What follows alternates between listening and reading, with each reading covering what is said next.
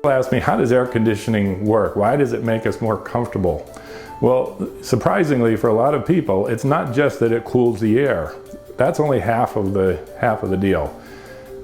For instance, if we cool the air out, the outside air out right now outside when it's about 50% humidity, it would be very clammy and cold and you'd be quite uncomfortable. So what the second part of what air conditioners do is take moisture out of the air. It's the dehumidification process.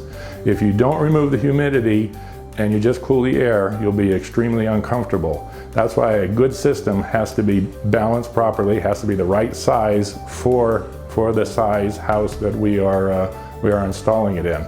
If you put too big of a system in, it'll cool the house down, but you won't get the humidity out and you'll be uncomfortable. If your air conditioner breaks down, if your heater is not working, if you're just not getting the performance out of your system that you want to, call Air National Texas at 281-251-3143. Or you can visit us on our website at airnationaltexas.com. At Air National Texas, we create your comfort zone.